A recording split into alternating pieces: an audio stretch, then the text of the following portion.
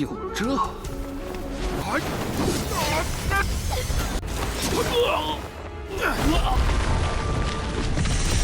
哎， 我怀疑他十有八九是盯上了。 Hola semuanya, bagaimana nih kabar kalian? Semoga kalian dalam keadaan baik-baik saja, sehat selalu, serta dilancarkan rezekinya ya guys, amin. Pada kesempatan kali ini, Mimin akanlah melanjutkan Tonghua dari Fearless Battle Spirit, tepatnya untuklah episode 138 atau episode terbaru. Untuk di episode kali ini ya, kita akanlah melihat bagaimana Yaoji akanlah menghabisi nyawa dari Tuan Putri. Apakah akan berhasil atau sama sekali tidak? Kalau begitu langsung saja kita masuk ke dalam ceritanya. Dengan kemampuan sekarang ini, tidak ada yang bisa untuklah menandinginya. Dan kali ini ya, Tuan Putri sedanglah terluka. Tetapi Yaoji berterima kasih kepada Tuan Putri. Semua ini berkat dirinya. Jika tidak, mungkin dia tidak akanlah mendapati kemampuan seperti ini.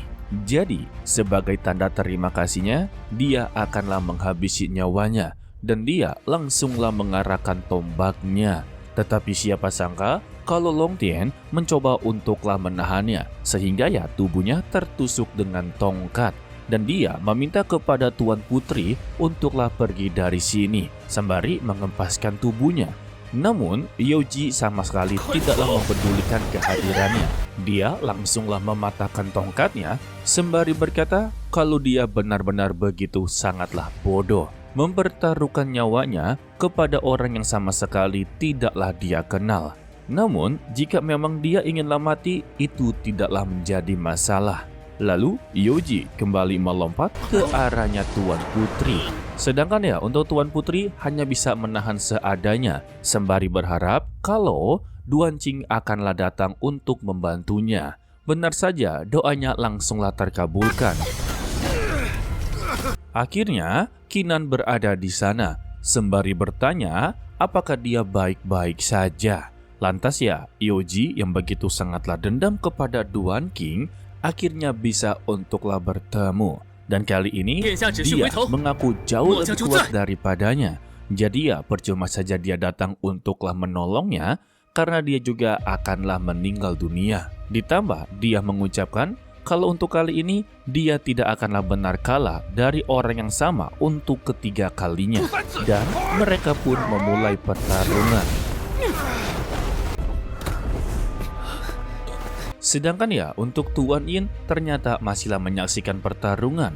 Namun dia merasakan tanda bahaya sedanglah memantau dirinya. Dan ketika dia inginlah melarikan diri, di sana ada burung phoenix dan juga kura-kura yang langsunglah menyerbu dirinya. Alhasil ya dia terkepung dan tidak bisa melarikan diri. Untuk bergerak saja dia sama sekali tidaklah bisa. Dikarenakan ya untuk cakar burung phoenix berhasil untuklah menangkapnya dan menjatuhkan tubuhnya ke mulut kura-kura. Entah ini Tuan Yin atau bukan ya, namun yang pasti satu bahaya berhasil ditaklukkan. Kita kembali kepada Duan Qing yang sudah sangatlah marah besar karena untuk satu muridnya telah terluka parah. Begitu juga dengan Tuan Putri, orang yang dia hormati juga terluka. Maka dari ini Duan Qing akanlah menghabisi nyawa dari Yaoji. Dan serangan terakhir dari Qinan, dia melemparkan banyak sekali tombak ke arah Yaoji yang membuat tubuhnya sama sekali tidaklah bisa bergerak.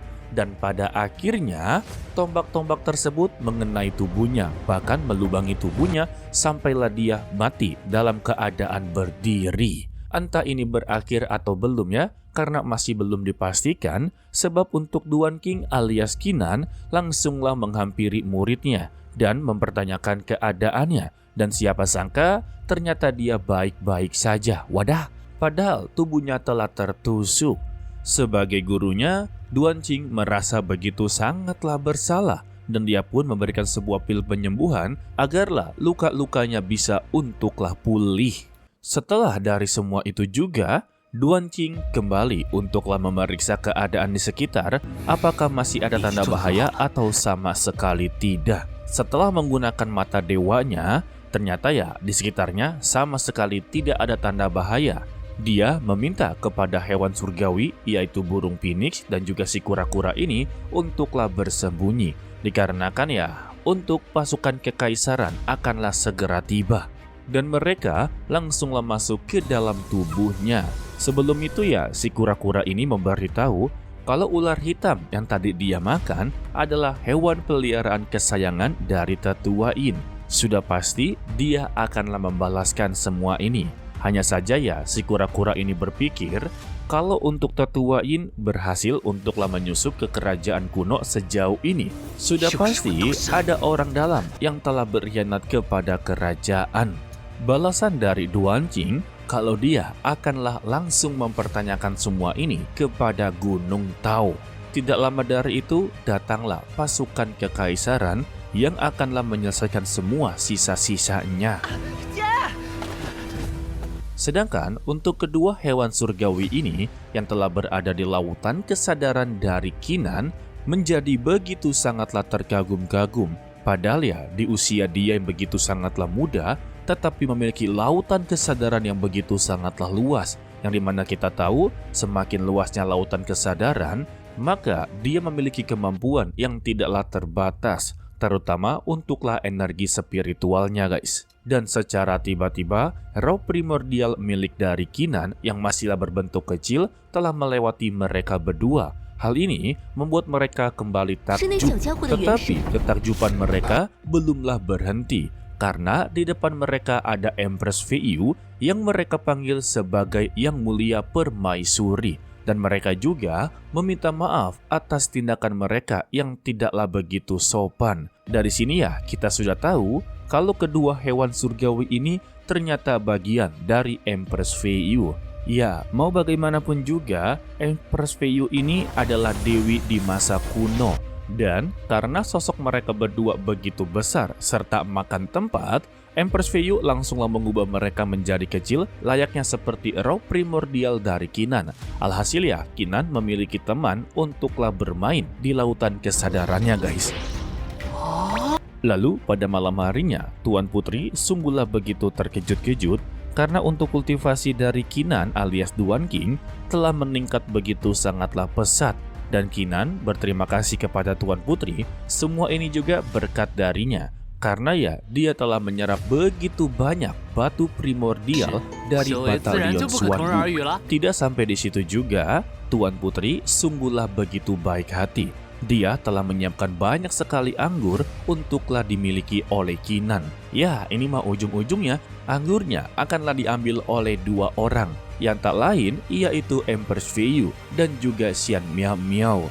Tapi yang terutama sudah pasti Xian Miao Miao karena kita sudah tahu kalau Qinan telah menyukai sosok dari Xian Miao Miao.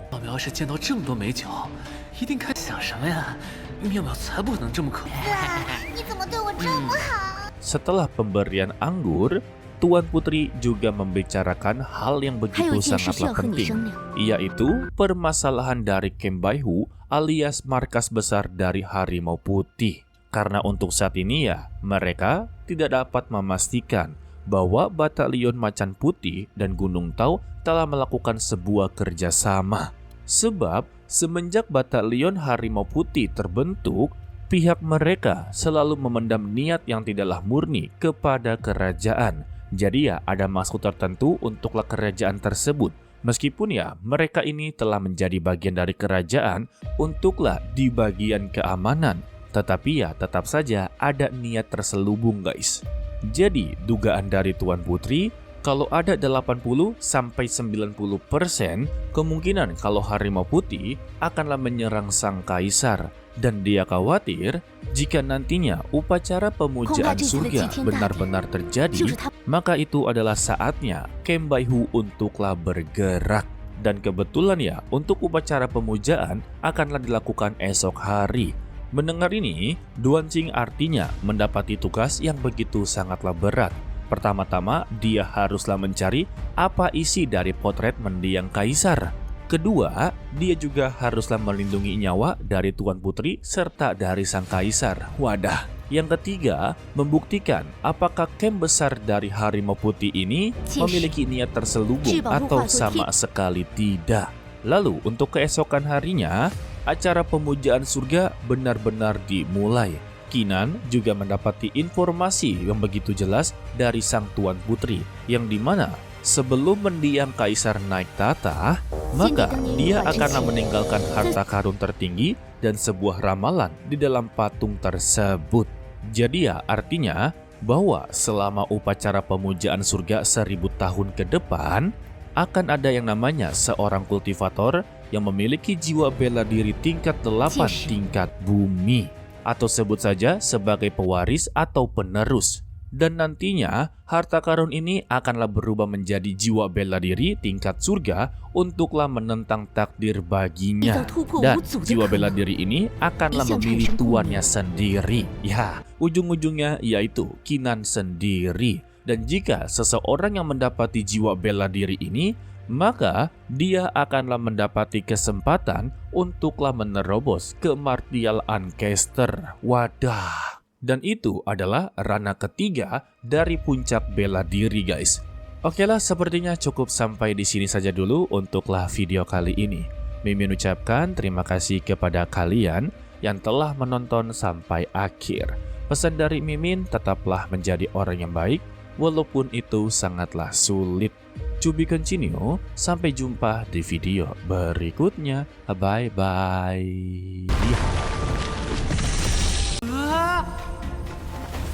我怀疑他十有八九是盯上了。